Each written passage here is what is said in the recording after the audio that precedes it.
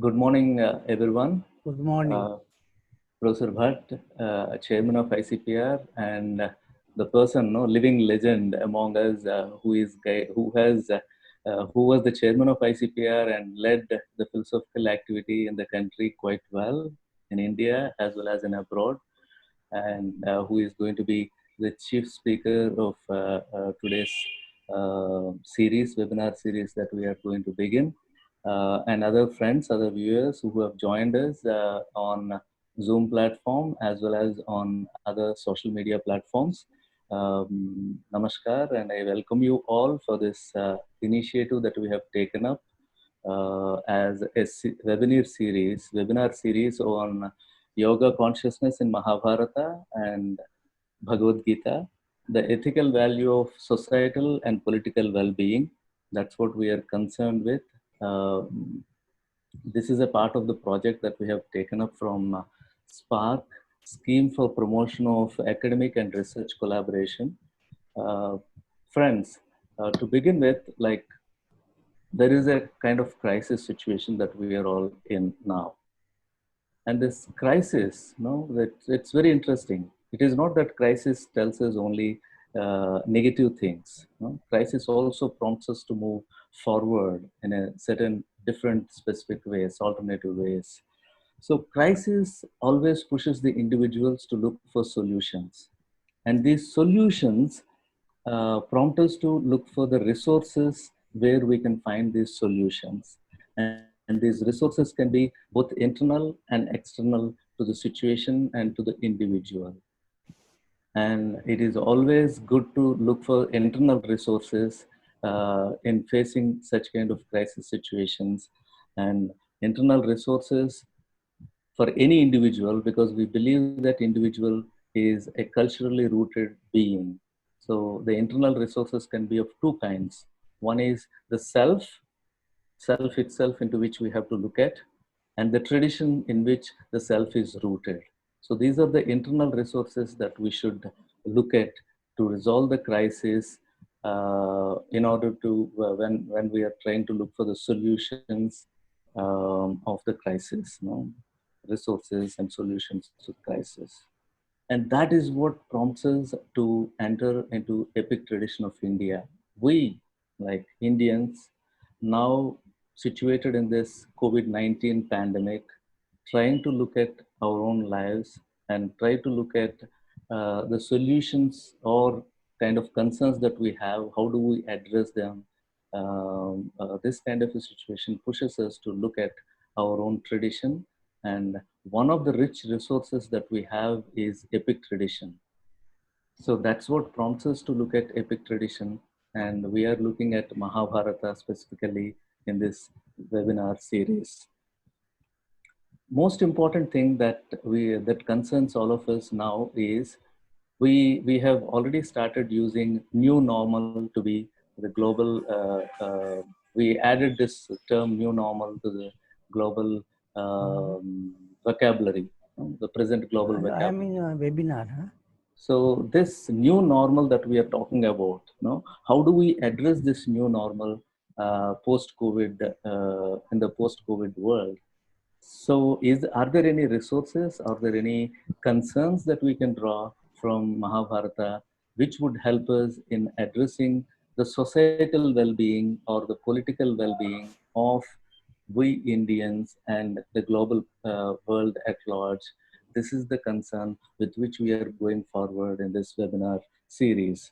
And this, as I mentioned, is taken up as a part of SPARK scheme. SPARK is a scheme for promotion of academic and research collaboration, which is an initiative of Ministry of Human Resource Development of Government of India. And under this project, we have got we were encouraged to work on yoga consciousness in Mahabharata and Bhagavad Gita, the ethical value of societal and political well-being. And we are a group of scholars like Professor Vishwa Adluri from Hunter College, and me, Professor Balaganapati Devarapanda from Delhi University. We are principal investigators, And we have Dr. Geetesh Nirban, who is hosting this webinar series now from Kamala Nehru College, Delhi University, and Dr. Joydeep Bagchi, who is from Hindu University of America, are the co-principal investigators. And we have a very young and enthusiastic team of scholars who are supporting us in this initiative. We are all working towards trying to understand how Mahabharata, resources from our epic tradition, specifically from Mahabharata, can help us in understanding and re-understanding yoga consciousness, which would help us in resolving or addressing the concerns of societal well-being. This is where the present webinar has its importance. There are certain pointers that I want to bring it to your notice. One of the pointers in this, whatever I have mentioned so far, is yoga consciousness with regard to the theme. Whatever I have mentioned regarding the theme, one of the most important pointers is yoga consciousness in Mahabharata. Yoga has been understood in different ways in different traditions, but Mahabharata tradition is a kind of a sphere which encompasses all sorts of definitions of yoga and brings them together. So that is how it would be appropriate to look at Mahabharata, especially when we are talking about the society and the political well-being. That is how we have chosen this yoga consciousness to be one of the important pointers within Mahabharata tradition. And the second pointer is ethical value of societal well-being. So if we don't address this societal well-being, of course, we all agree with the point that individual is very important. But individual would be all alone if we begin and end with individual. Whenever we say something about well-being, we are moving from I to we. Recently, I was talking to one medical practitioner, a doctor. He wonderfully said there is a requirement of a movement from I to we, and this we have been discussing. In fact, Professor Bhatt has been stressing this point since long. But this a friend of mine has made a very interesting observation when he said, movement from I to we is illness to well-being, wellness. Okay, if you keep I, then it becomes illness. You remove I and keep we, then it becomes wellness. So he says there is a movement that is required now from illness to wellness, and we are talking about well-being. And well-being cannot be conceived unless we take the other into consideration. You can be you can be said to be well only when the other is taken into consideration. So in seclusion, you can never be you can never have well-being, and that is these are the important pointers of the theme of the project that we have picked up. And there would be a series of lectures, a series of talks by very eminent scholars who would come and address us on this platform and enlighten us on various aspects of Mahabharata in relation to social and political well-being. Having said that, one of the major concerns that we have chosen for this project is what is the right kind of action? Okay, what is the right course of action? So this is always a problem whenever you're in a dilemma, whenever you're in a crisis, whenever you are in confusion, whenever you have some form of ambiguity. And how do you address this question? No, each one of us, consciously or unconsciously, face this question sometime or the other in our lives. Like, what is the right course of action in this given situation? So how do we address that? And we personally believe, and through the project we are trying to argue that yoga consciousness in Mahabharata, which stresses the ethical value of societal and political well-being, helps us in finding out ways of answering the question, what is the right course of action? If you're looking at it from the societal perspective, if you're looking at it from the political perspective, it is Mahabharata which has resources in addressing the question, what is the right kind of action, right course of action that an individual should take up to move further. So this is the major concern that we have, and this is the pointed question which we would be requesting our speakers to address in this webinar series.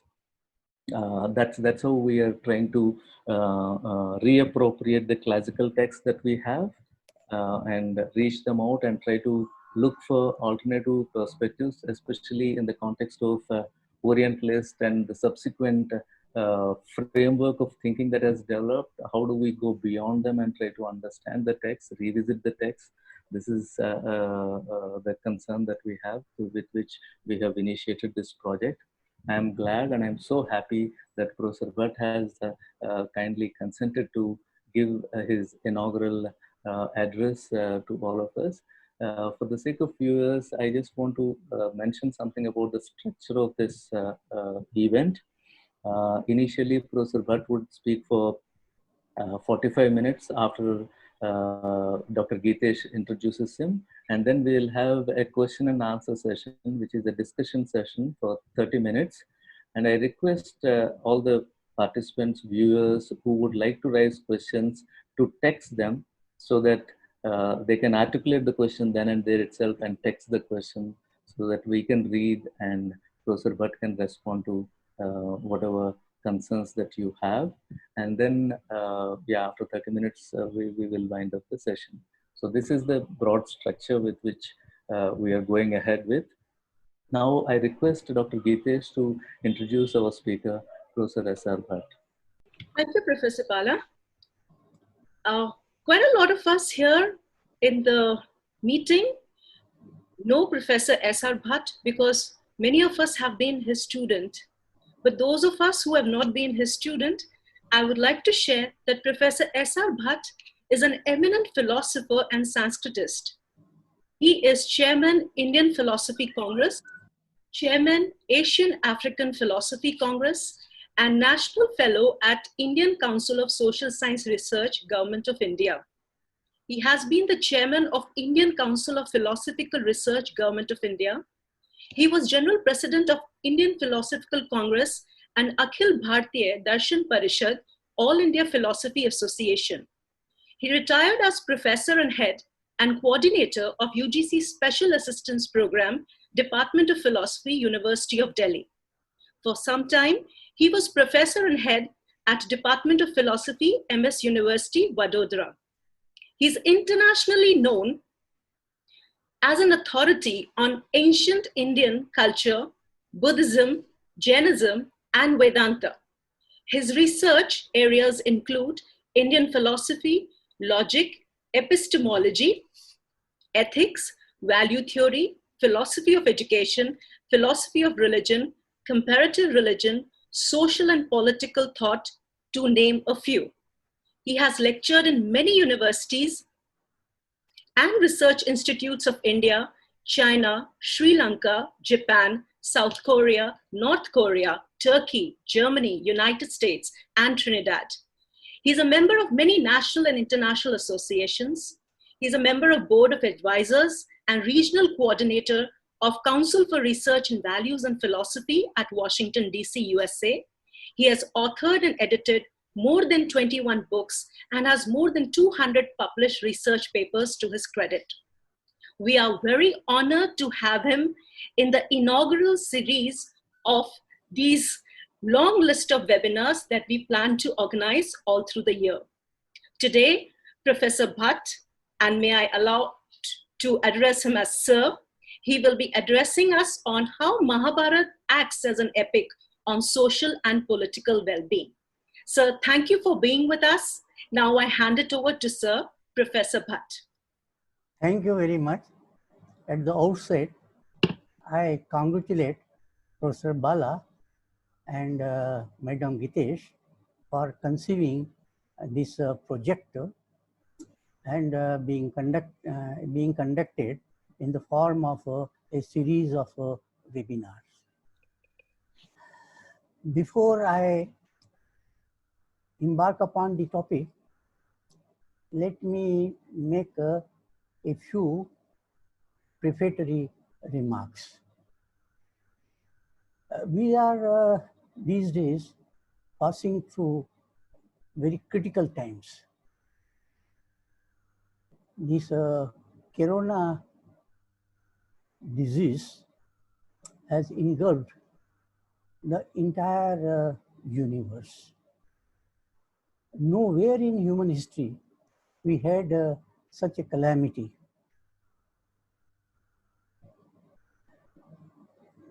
In this situation, we have to think very seriously as to what has gone wrong and how we can rectify the situation.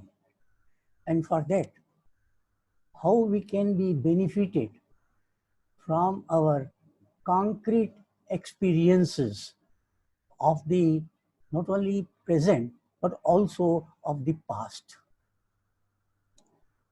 We have multiple manifestations, wonderful manifestations of human consciousness, and some of the literary works are one of them.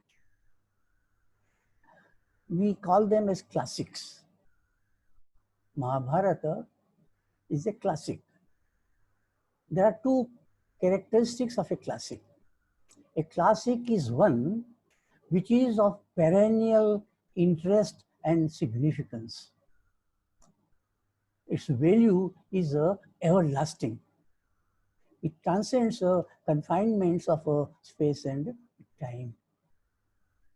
The other characteristic is that a classic is at once instructive and interesting.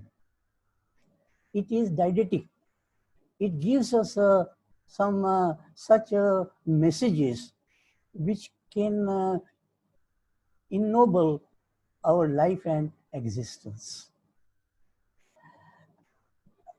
In the Mahabharata in particular, we have both these characteristics, and therefore the choice of Professor Bala is welcome and I appreciate it. We have in India many such classics, and every classic is of course a product of an age, of some peculiar circumstances qualifying that particular age, but they have such noble and sublime ideas and ideals which can be emulated by the entire world for all times and time to come. And that's why it is worthwhile to revisit the Mahabharata as an epic. Mahabharata gives, as I said earlier, a very joyful reading. At the same time, it gives us such a message which is of universal relevance and significance. And therefore, in the present time of crisis, we can bank upon Mahabharata and get an alternative narrative, something which is a sort of a transvaluation of the existing values, something which could be of not only practical concerns, but also give us a way out. And therefore, it is really very much thoughtful to undertake a critical study of Mahabharata. Mahabharata is a very vast and extensive piece of literature, consisting of more than 1 lakh verses, and it touches all gamuts of our life and existence.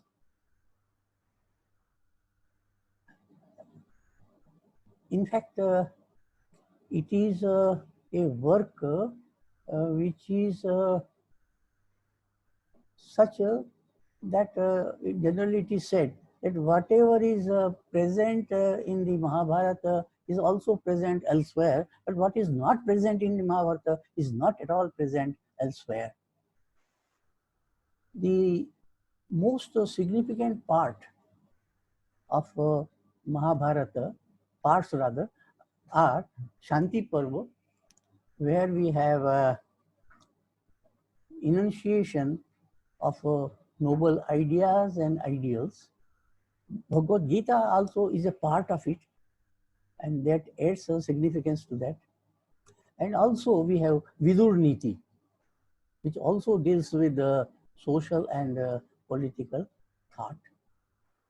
In fact, this idea of welfareism is scattered all over the epic and not confined to just a few parvas or chapters.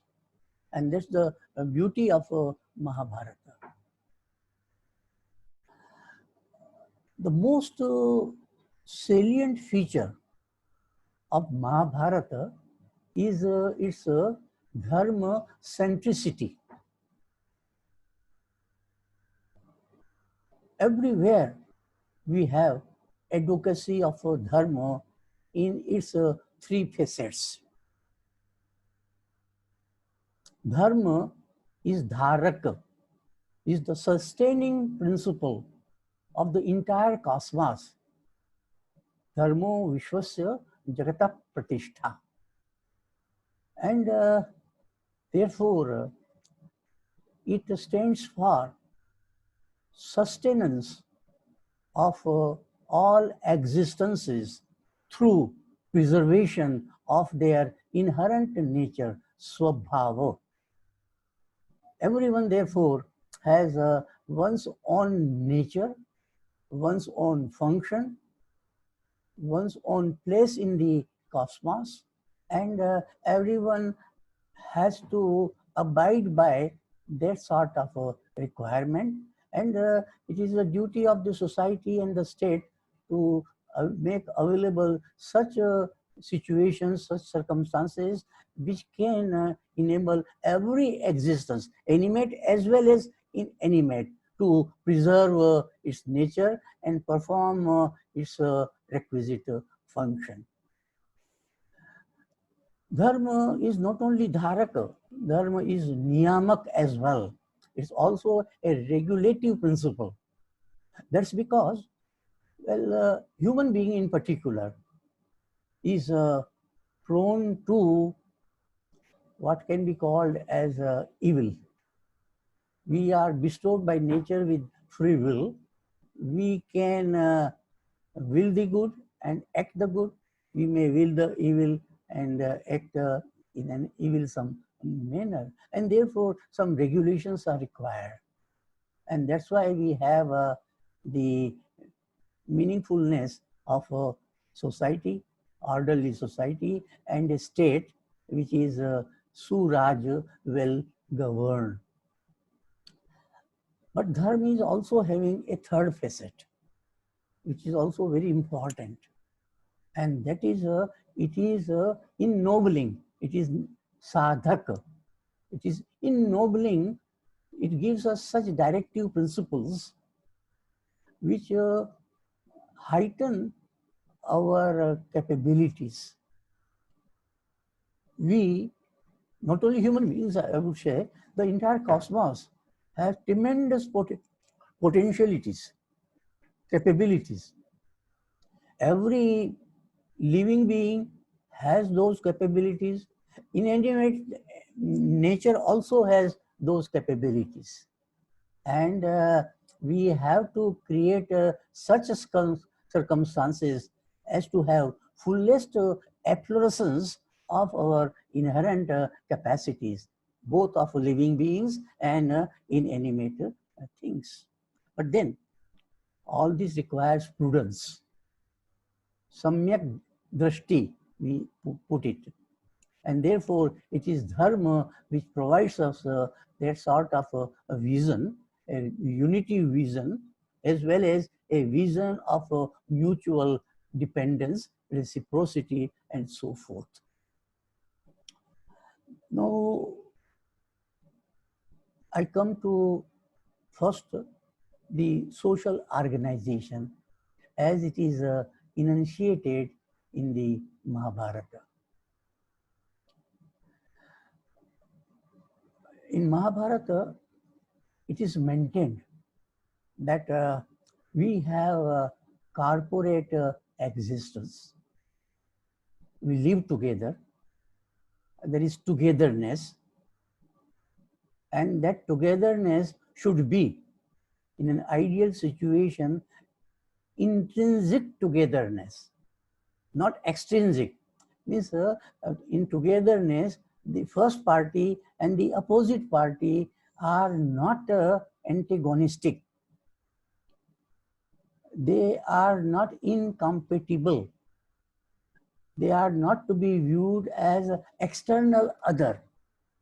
Instead, they are to be viewed as internal other, and therefore analogy of an organism is given wherein one organ is different from another organ, but has its place, function, and value in the total organism inseparably. One organ is not separate from another organ, and that should be the structure of a society. And Mahabharata insists on that. And therefore, Mahabharata points out that if there is deviation, then that deviation has to be rectified, and there has to be restoration of social harmony and social solidarity. In Mahabharata, therefore, we find three directive principles. I call them as directive principles because they are not commands or laws to be obeyed compulsorily. They are not dictatorial commands, they are precepts. And a precept is one which is to be practiced judiciously. And therefore, in Mahabharata, we have advocacy of a viveka, a judicious discrimination as to what is to be practiced and what is not to be practiced. And here also comes the role of dharma as a niyamak, regulative principle. So the three directive principles are that we have to have peaceful coexistence, sahvasa. We have to live together. We can't lead a life of a Robinson Crusoe. Sociality is built in our character, and therefore we have to live with others, along with the others, in a manner in which there is mutual respect and mutual appreciation, mutual safeguarding, and so we call it as a sahavasa. We say sahana bhavatu, sahano bhunaktu, etc. Sahana bhavatu is to live together. And to live together means in perfect harmony. Samvadadvam, samgachatvam, etc. we have in the Vedas. So that ideal has been replicated in the Mahabharata. The second guiding principle also is sahakara. We have to work together in a cooperative spirit so that there is no conflict, there is no some sort of discrimination. I will come to this point when I talk to Varnashram Vyavastha, which is very much advocated and appreciated in the Mahabharata. So the second guiding principle is cooperation, sahakar.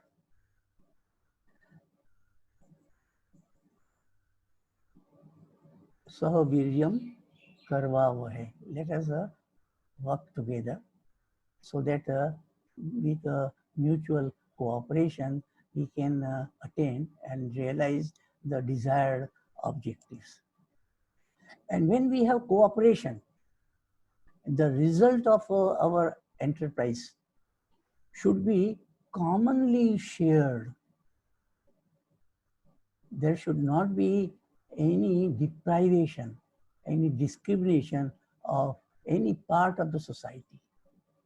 The notion that we call now as Sarvodaya is the rudiments, its seeds we have in the Mahabharata, and therefore we have to have mutual caring and sharing. And if someone obstructs to this, as Kauravas tried to make Pandavas deprived of their legitimate needs, then we have to rectify the situation. In the Mahabharata, there is too much of emphasis, therefore, on self-restraint, sanyama. Sanyam is a virtue advocated in the Mahabharata, particularly in the Bhagavad Gita, and tyaga, sacrifice of our narrow interest. Technically, it is also known as sannyasa, means how to have a legitimate enjoyment of the fruits of our enterprises by sacrificing a part of it for others' well-being. Following Isavashopanishad,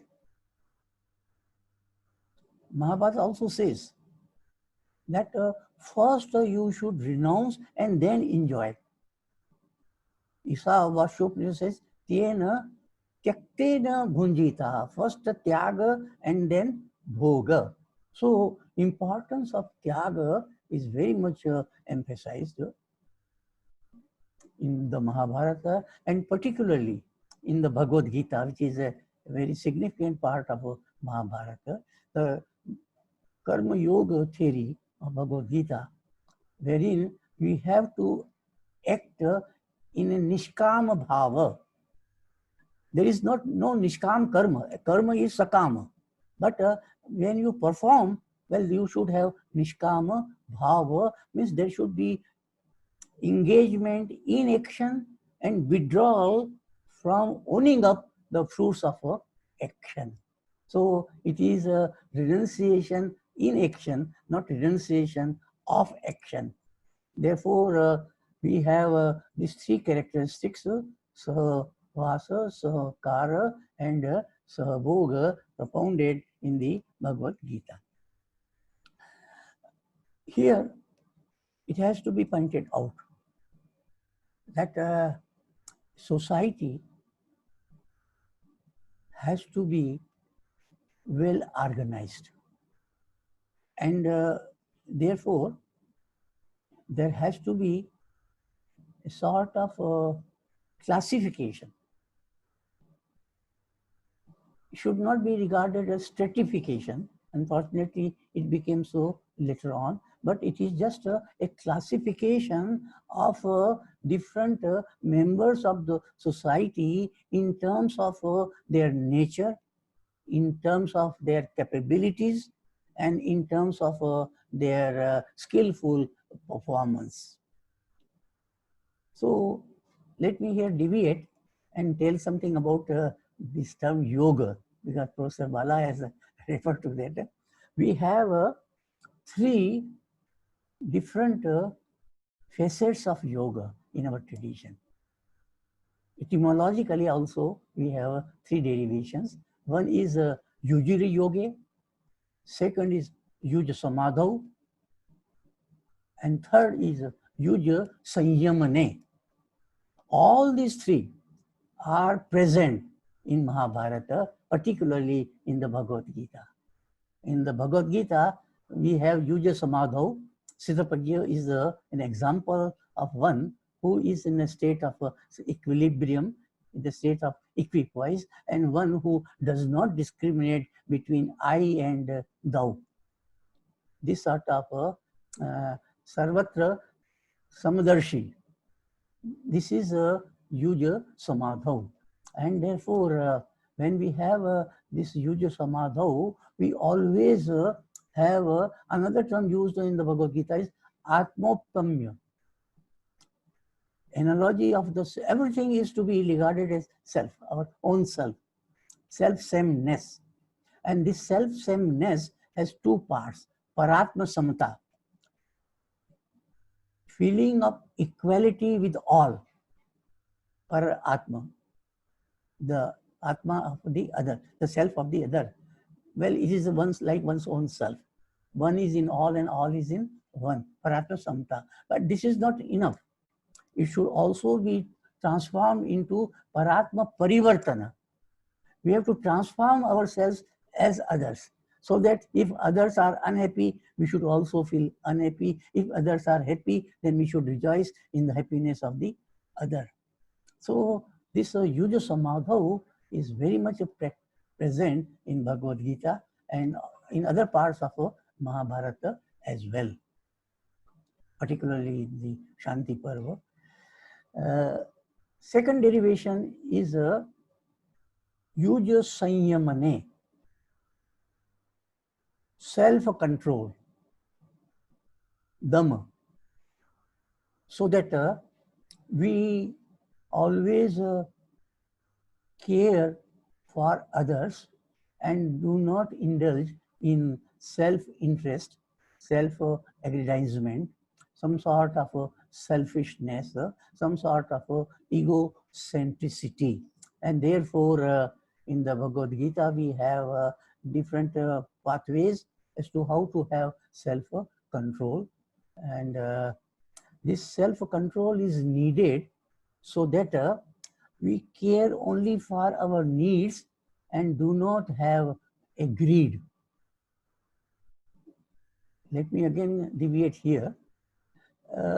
We have a nature which nurtures us. Nature is bountiful. Nature has a immense potentiality to cater to the need of each and every existence. But then we have not to exploit nature. Unfortunately, we, under ignorance, under selfishness, have tried to exploit nature, degrade nature, and this present calamity which we are facing is also a part of a consequence of that. In our tradition, nature is to be respected. In Mahabharata, we have Vana Parva. We have in ashramas also Vanaprastha ashrama. We have Aranya. And etymology of Aranya is that where there is no Ranya, where there is no war. A no war zone is called as Aranya. In an Aranya, of course, Jivo Jivasya Bhakshanam, that is there, and the lion has to kill another animal to eat and survive, but then it is always orderly. And therefore, Sanyam has to be exercised. And Mahabharata, therefore, gives us this sort of say advice to have self-control. So, Yuja Samadho, Yuja Sanyamane, and third one is Yujiri Yogi. Well, we have to exist in togetherness, and therefore we have to have association, joining others. Yoga means to join, to combine, and we have to combine with others for cooperation. And in that cooperation, there has to be some sort of a concord, some sort of a coordination. And this requires skillfulness. Yoga karmasu kaushalam, says Bhagavad Gita. So a skill, and what is that skill? Mahabharata says that the skill consists in our performance of a purushartha. The four purusharthas have been elaborately discussed in the Mahabharata and also in the Bhagavad Gita. Dharma, artha, kama, and moksha. Well, these are Purusharthas, means Purusharthas for a Purusha. And Purush is defined as one who is, we may call it as a Gyata. Gyata means Viveki. One who has a discriminative, judicious consciousness. And the second characteristic of a, just a minute. Hello? Second characteristic of a Purusha is a Karta. One who is an agent. But agent of what? Agent of a virtuous conduct, not a vicious conduct. And a Karta is basically a Gyata. So must have that knowledge as to what is good and what is not good, and should only perform that which is good.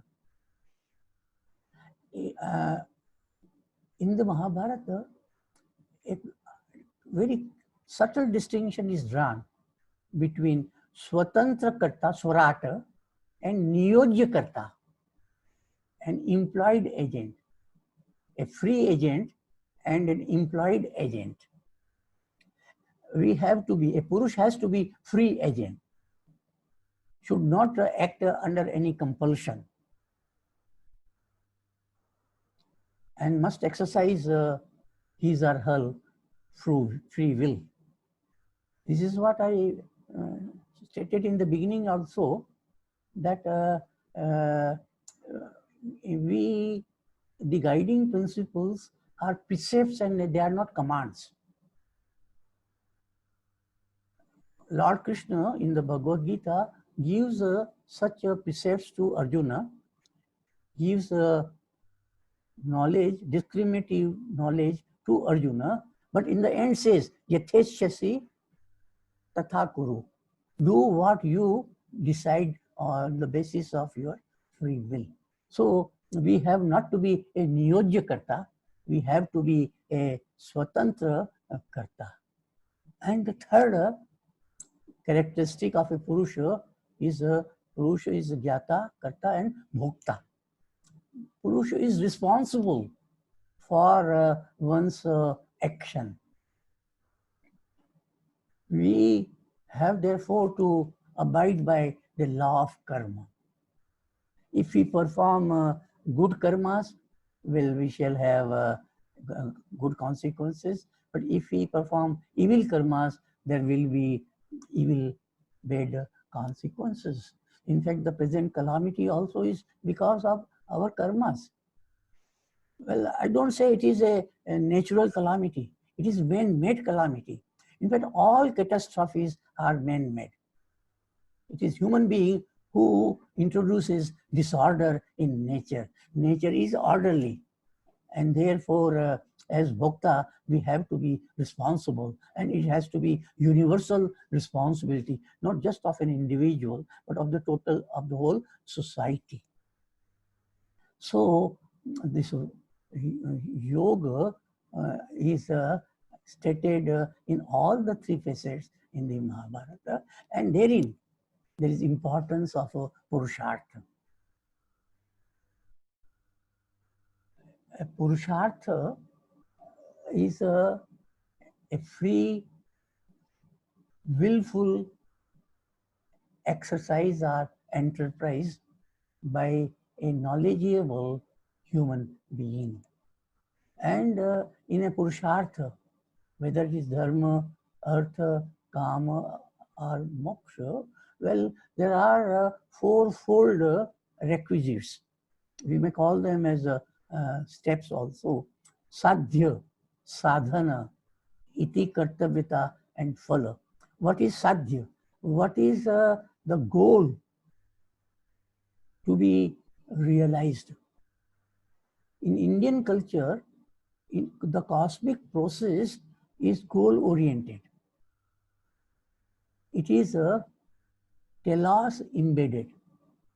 There is a purpose in the cosmic process, and we must know what is that purpose.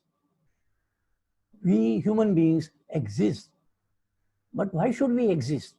Why for should we exist? What is the meaning of our existence? Mahabharata says that nahi manushya partaram kinchit. We are the highest outcome of the cosmic process. But in what sense we are highest? We are highest because we have that rational, discriminative ability as to what is sadhya and what is dussadhya, what is to be aimed at and what is not to be aimed at or to be avoided. So we have therefore to see that what we do is sadhya, not a dussadhya, but also should not be asadhya. It should not be merely utopian, so that it cannot be realized and our enterprise remains fruitless.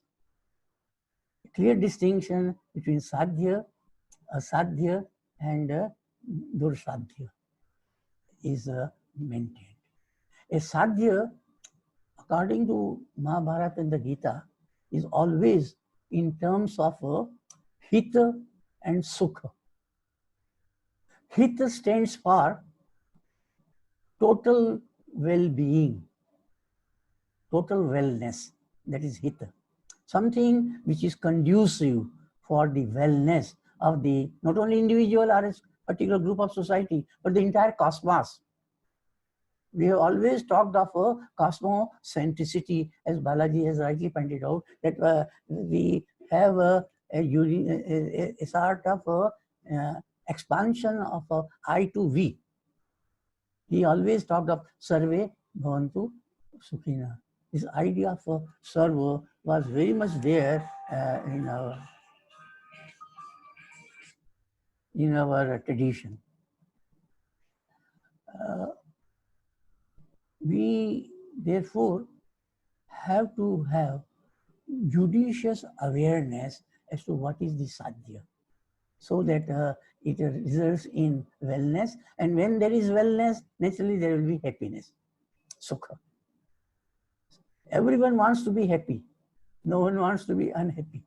Everyone wants to get rid of imperfection, suffering, and so forth. This has been the keynote of Indian culture, and it has been the cornerstone of Mahabharata and the Bhagavad Gita. But for that, for the realization of sadhya, which is conducive to hita and sukha, we have to take recourse to means, resources, sadhana. Without sadhana, there can't be sadhya. Lord Krishna says that the sadhana should be in accordance with sadhya. It should be justified by sadhya. This is what is the kaushala. Our kaushala, our skillfulness lies in selecting appropriate means to realize the desired goal. So appropriateness is the criterion of means sadhana, which means that we should have a recourse to such resources which lead us to sadhya and which do not in any way put hindrances in the realization of hita and sukha, which means that we have to cooperate with others. We have to use the resources very carefully, very judiciously. Again, here I would like to bring in natural resources and our folly in exploitation of natural resources. It is not a sadhana. We call it as sadhana bhas. It is not a means, right means. It is a wrong means. And therefore, sadhana has to be very much in accordance with the wellness and happiness of the entire cosmos. And third one is that when you have resources, like science and technology. Well, how to use them skillfully, iti kartavyata, meaningfully. And this requires proper knowledge. Nahi jnanena sadrisham pavitram iha vidyate, says Bhagavad Gita. Right knowledge is required. We may have scientists, we may have technocrats, but they don't have right knowledge in the sense that they may say, oh, science or technology, they are value neutral. And therefore, you have just to undertake scientific and technological progress without bothering for the consequences. But no, science and technology are meant for human wellness or human happiness, to augment our present life, to make it more meaningful, more convenient, and more, you can say, joyful. And therefore, we must have proper knowledge, iti kartavita, as to how to employ the means meaningfully, so that the means lead us to the realization of the goal namely the wellness and happiness. And then the fourth one, sadhya sadhan iti kartavita, and phala. Whenever we undertake any enterprise, any action, it does result into some consequence. Bhagavad Gita says that no living being can remain inactive, and if one is active, well, every action will have a result. But then, how to make use of that result? It should be a sort of a judicious enjoyment of the result, so that no one is deprived. We have in the present state of society too much of discrimination, too much of deprivement. We put them in Marxian terminology as haves and haves nots. Well, this is not something which is to be appreciated.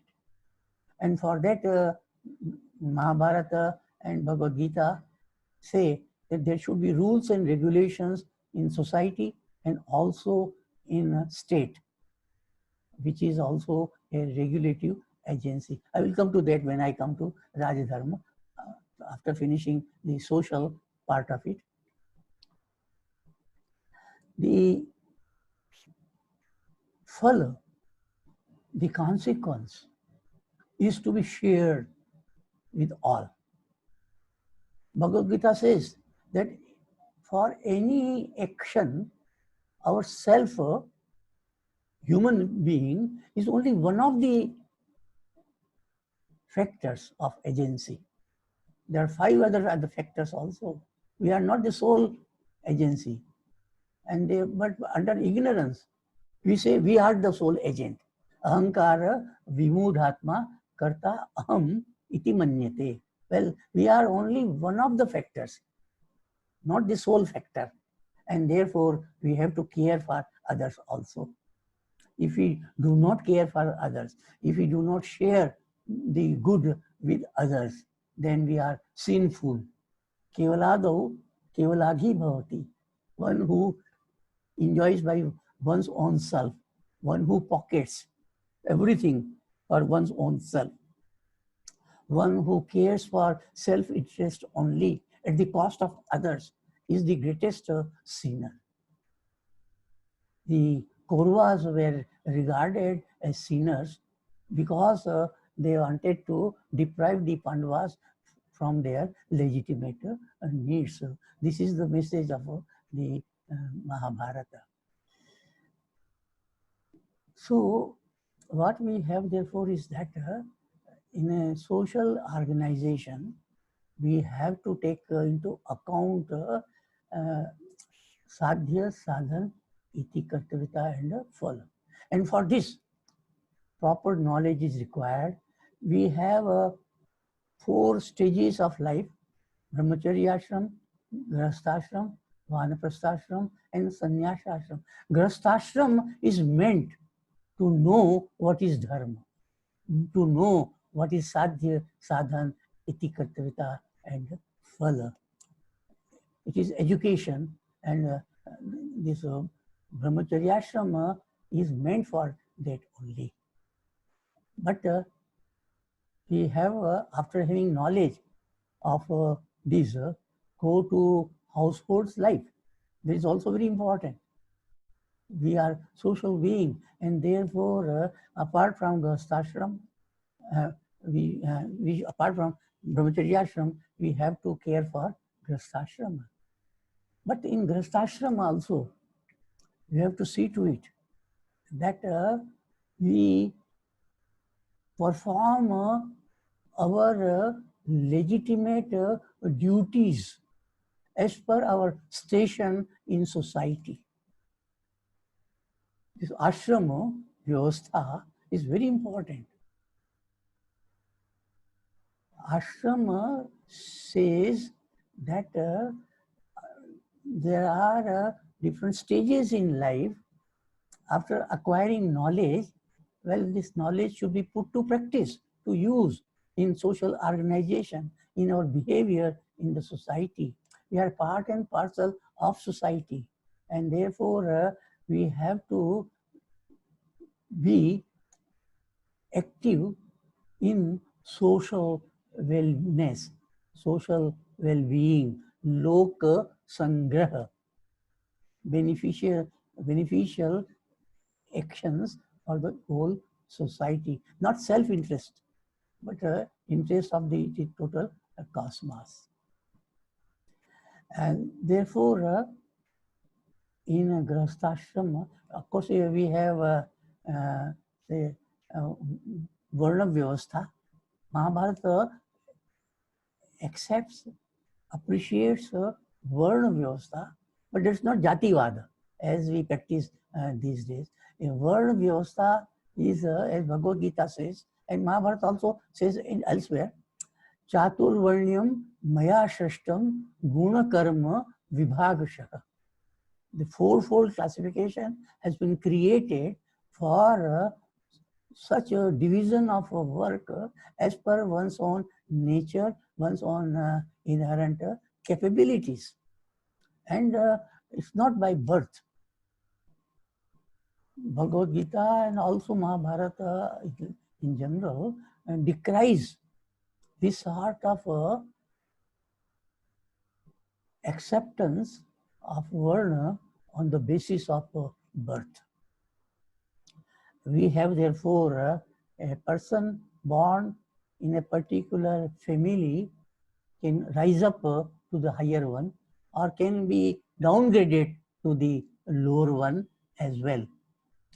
So both these are acceptable in Mahabharata, upward and downward gradation. This implies that everyone should follow one's own dharma, swadharma. Swadharme nidnam shreyo pardharmo bhayavaha. Because everyone has a ability, skill to do something. One can't do everything, all things, but we require many things, and therefore there has to be mutual cooperation. Therefore, there has to be a division of labor. Of course, one person can follow two different vocations also, that's permitted, but one can't do all the vocations possible.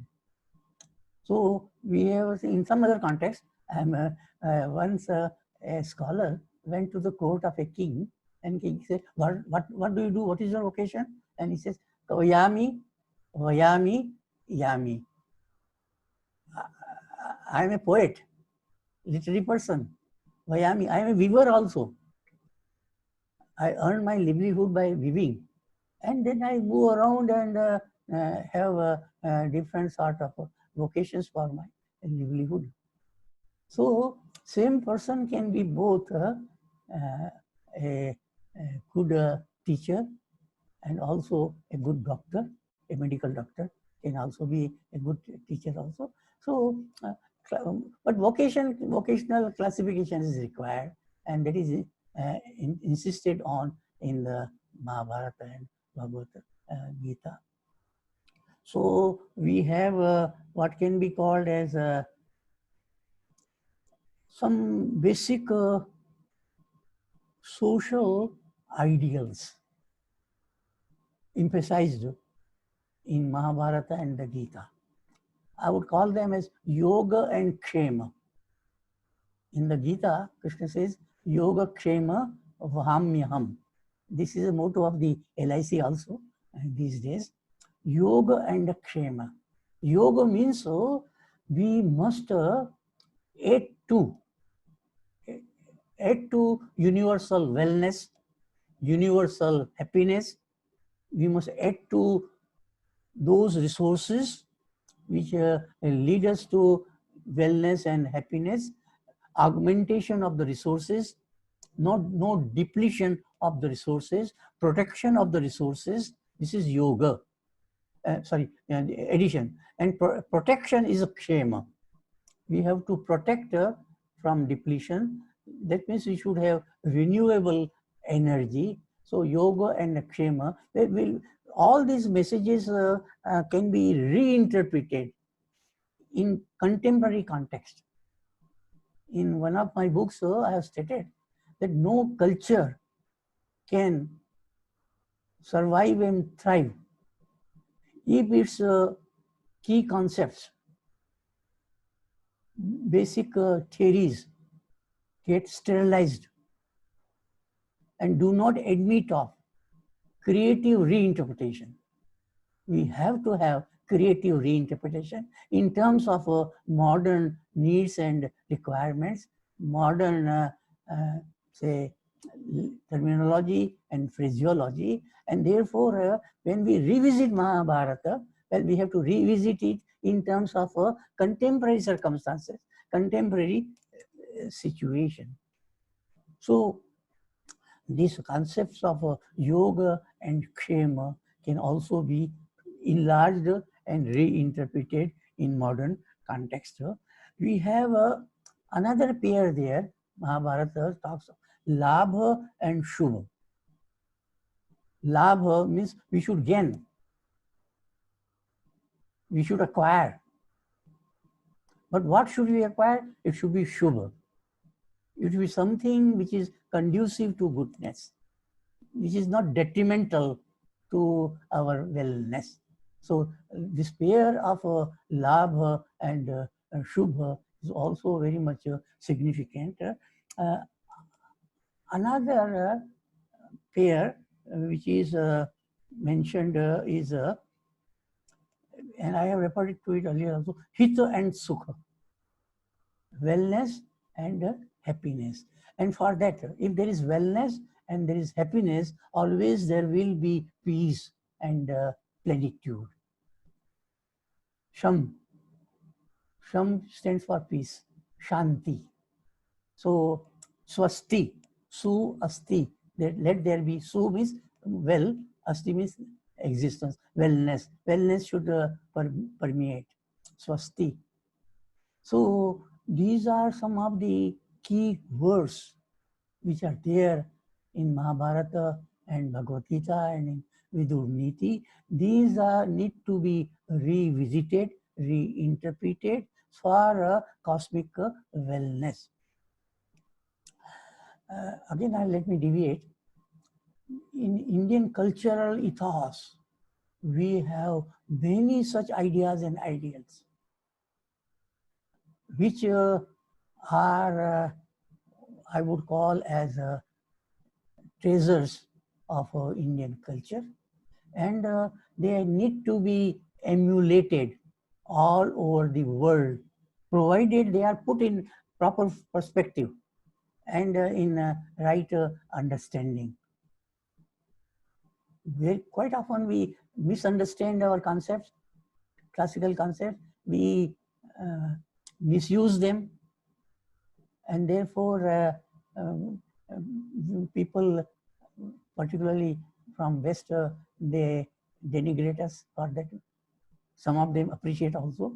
So point is this, that we have to project Indian culture in its positive form, in its constructive form, in its universalistic form. But before that, we have to be very clear and judicious. And the other day, I addressed one webinar on Vasudhaiva Kutumbakam.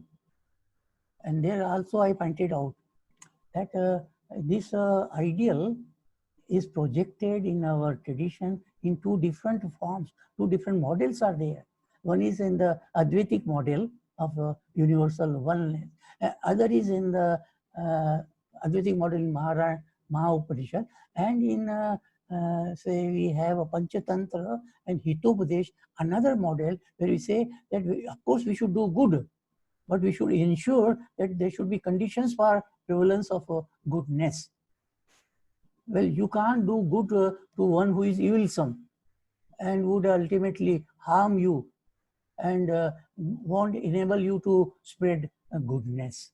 So this is the message of Mahabharata also. Mahabharata follows the message of Hitopadesh, but also along with the Mahopanishad. And it says that if the Kauravas try to deprive the Pandavas from their legitimate rights, of course, the word right doesn't occur in our tradition. It's again an imposition. They only have obligations. But then they deprive them of their legitimate needs and requirements. Krishna tried to convince the Kauravas time and again. But Kauravas were evilsome. They won't yield. And there you can't be Udar Charita with the Kauravas. If they are Lagu Chetasa, then how can you be Udar Charit to them? And therefore, you have to see to it that everyone becomes Udar Charita. Here lies the importance of education, Siksha. But if someone is not, say, virtuous, is vicious, then you cannot just be virtuous to the person. The person has to be reformed, reformative theory of punishment. But if there is no possibility of reformation, then there has to be deterrent punishment as well. So this is the message of Mahabharata. I give you another example. In performance of one's duties, well, one has to protect oneself and others as well. But this sort of protection may even be in the form of a violent action. But we must make a distinction between one type of violent action and another type of violent action. A soldier in the battlefield kills an enemy. Well, that is not regarded as a crime because that is his or her duty. It's a performance of one's obligation to the society and the state. But if the same soldier goes to society and kills someone out of dispute or out of vengeance or out of rashness, then it is a crime. And then the person is punished in a court of law. So there are two different situations of exercise of violence. Therefore, if Krishna talks of war, justifies war, it is to be understood in that particular context. That you can be Udar Charita for one who is reciprocating that Udar Charita. Reciprocation should be there.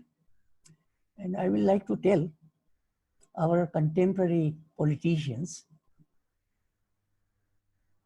in the front gate of our parliament, as you know, this verse is there, I am Nija Paro Garna Lagu Chetasam, Udar Charitanam to Vasudhaiva Kutumbakam. But one who has inscribed it or made someone to inscribe it, well, what was his intention? What was his motive? His motive was not just Advaita Drishti alone. His motive was also a sort of a warning. You have to have a exercise of a judicious will, not blind will. Again, I said, well, that was a precept and not a command. And therefore, you have to have your free will to be exercised. And there, when we say that we should have a friendship, universal friendship, we advocate a Panchashil, etc. But then we have to see that the opposite party also reciprocates. In fact, China did not do so in the past. Past means when Nehru was there. And now also they are doing the same thing. And therefore, we have to learn the lesson from Mahabharata about this. Now coming to Rajadharma, Mahabharata says that if there is a anarchy, Matsya Nyaya, one devouring the other, one killing the other, or arajakata, lawlessness, then there is a need for social and political rules and regulations, particularly political ones, because only in a state you can exercise command, law. Social rules are only precepts only. So Mahabharata talks of law, technically known as Danda Niti. And therefore, we have what is called as Rajadharma. Rajadharma stands for a good governance, Suraja, good governance. Because a state is meant for that. A state is invoked to have a smooth organization of the society. State is a means for orderliness in the society, and therefore state should serve the interest of the society. Now there can be many types of political organizations. History of humankind has witnessed anarchy, we have oligarchy, we have aristocracy, we have syndicalism, guild syndicalism, and so on and so forth. And now democracy. And within democracy also, we have many varieties of democracy. I have discussed this in one of my papers, and I have tried to say that we must transcend democracy to dharmocracy. I don't want to dwell upon this point in detail right now. I have done it in my paper. And this I did in Tokyo in an international seminar in which our Prime Minister and Japanese Prime Minister also participated. But that's a different thing. But Mahabharata clearly says, and so also Bhagavad Gita, that there must be rule of dharma. Dharma centricity is something which is fundamental, and therefore we call it Raja Dharma. The state, the rulers should also follow dharma. They must be dharma abiding, and to be dharma abiding means they must know what is dharma. They must know what is adharma. They must know how to practice dharma. They should know how to desist from adharma. And that's why in those days where there was monarchy, during time of Mahabharata, monarchy was quite prevalent. A ruler, a king was first meant to be king in making, Yuvraj. And instructions are to be given as to how the kingdom should be ruled. In fact, not only the Yuvraj, even the king who becomes the actual ruler should also be exposed to the time of Mahabharata. Monarchy was quite prevalent. A ruler, a king, was first meant to be king in making, Yuvraj. And instructions are to be given as to how the kingdom should be ruled. In fact, not only the Yuvraj, even the king who becomes the actual ruler should also be exposed to dharma, should also be given knowledge about dharma. We Sir, have may may I interrupt, sir? Can you sum up, conclude, because it is 12:16. Oh my goodness. So 2 more minutes, then we'll take up question and answer session. Yeah. There are many points. Sorry to interrupt. Many points of Raj Dharma, and I have discussed it also in one of my papers, Welfare State in Indian Classics, and so a clear distinction is drawn between Brahma Teja and Kshatriya Teja. A power which is spiritual and a power which is political or administrative. A king represents Kshatriya Teja, but Amatya and Mantri, they represent Brahma Teja. And Brahma Teja was regarded as superior to Kshatriya Teja. Though actual governance is done by Kshatriya Teja, but that governance is to be seasoned and tempered by Brahma Teja. Well, I don't want to go into details. Another point I would say, therefore, a distinction is drawn between an authority and in authority. A ruler is an authority.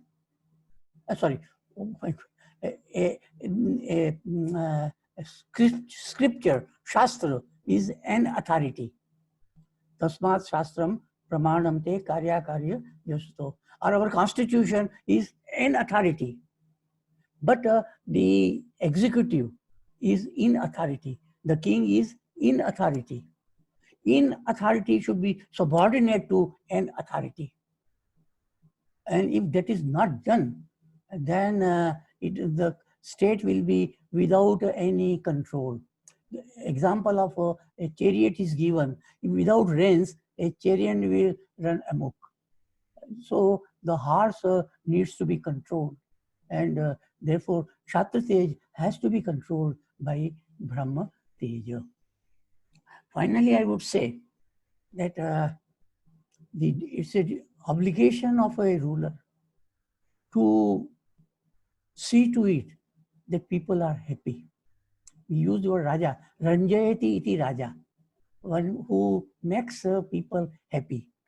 And therefore, they should protect the legitimate interest of each and every citizen of the state.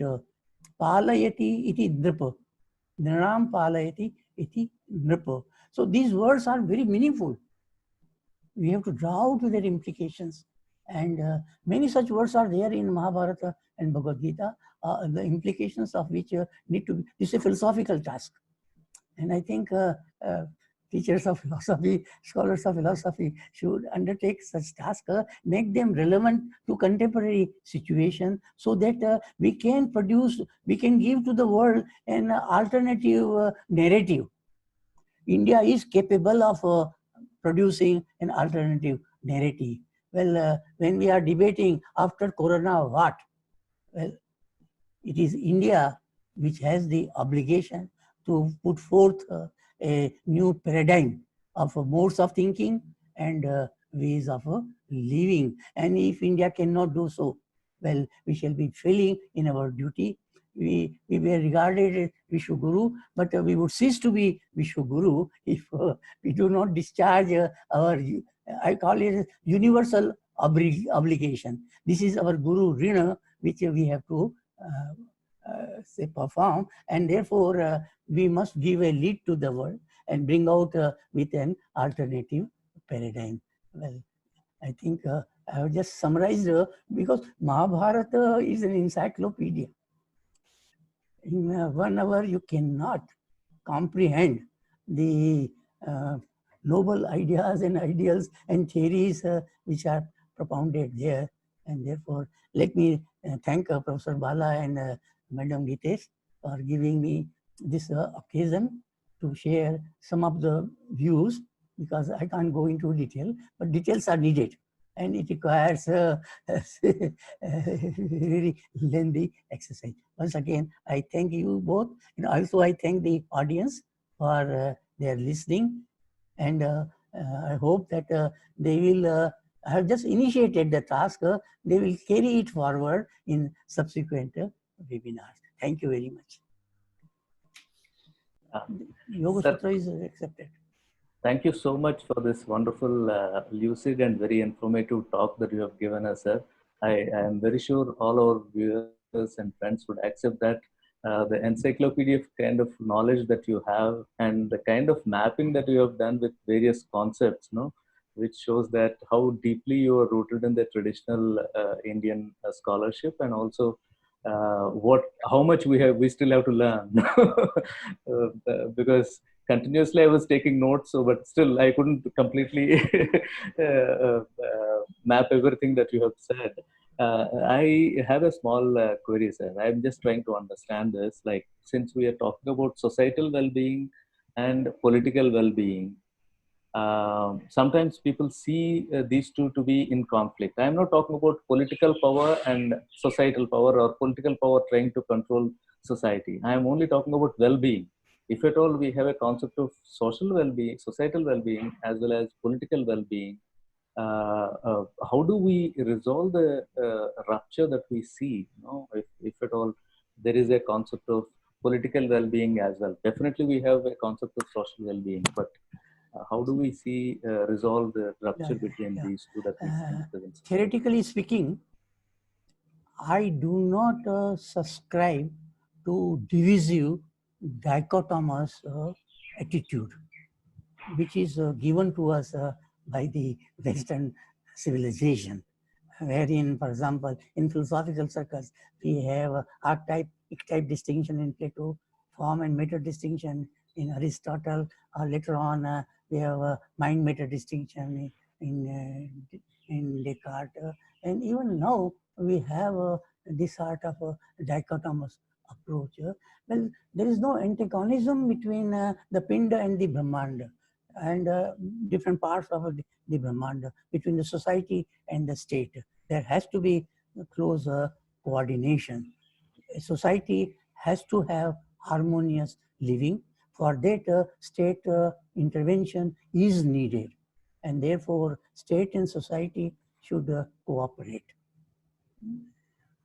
So we have to, of course, this is an ideal situation, but then through proper education, such a situation can be realized. I tell you one thing. Though, two examples I would like to give. We have Macaulay's description of Indian society before introducing the system of education. The way in which we had harmonious living in India. Or there is an appendix in Mahatma Gandhi's the small text appendix is by Britisher on Hind Swaraj. There they give an account as to how there is a complete concord and coordination in society and between society and the state. foreigners are giving this account, huh? Not we Indians. If he says, oh, you will be saying you are self-aggrandizing, etc. The type of situation which prevailed then, of course, distortions are there, deviations are there. Always there are aberrations. Because we have all types of people, but then by and large, people are virtuous, by and large, particularly in the villages. Because I was born in a village, and at that time I knew how there was some sort of perfect harmony in my village society. So I don't envisage, I mean, I don't entertain any such a dichotomy. So if there are deviations, they should be rectified through proper education. Again, this is a task of a teacher. Yeah, agreed, sir. Dr. Gitesh. Sir, it has been a wonderful moment for all of us to have you amongst us for a very enlightening session wherein you summed up the ocean-like knowledge of Mahabharata within 50 minutes of your lecture. I'm sure each one present here has benefited, learned, and is going back with the reflection, taking away a lot of points. And as Dr. Bala said, there have been so many points that we missed out writing because we wanted to hear you. We are so used to listening and then reflecting upon whatever you speak. But the very understanding of judicious awareness of sadhya really touched my heart, that that's where we went wrong and that's where we need to improve. Thank you, sir, for sparing time for us and helping us revisit Mahabharata in the stage where we are globally facing and addressing the pandemic situation of COVID-19. I think this lecture has given us a kind of an insight and encouragement to go back and to come back to project our Indian text in a more positive and constructive manner, as Sir conveyed to all of us. And we take it as a responsibility as younger researchers, scholars, to dig out those insights from these ancient texts, which need not be just sidelined, but need to be projected, because they are full of knowledge, full of understanding. Quite a lot of our senior scholars, like Professor Bhatt, have done immense work on it. We go back with the thought that we are going to read it, especially his article on how he talks about democracy being thermocracy. It is insightful for a lot of younger scholars and they must read it. So, sir, I take this opportunity to thank you, and we wish you the good health and all well-being so that you come back with us many a times in these series of webinars. This is an inaugural. You've given a real push to us to go ahead for full 1 year with this series of webinars. I thank you once again with all sincere gratitude. Namaskar, sir. I thank all the participants for having spared time. Please be in touch with us. We're going to continuously be connecting with you, and do join us in the next session also, and very many sessions. I apologize that we could not admit some people, but definitely we will be able to admit more than 100. I want to share that we are almost nearing 100 today. We never expected so many, but I think sir's name really attracted a lot of names, a lot of people from different parts of the country. Namaskar to everybody.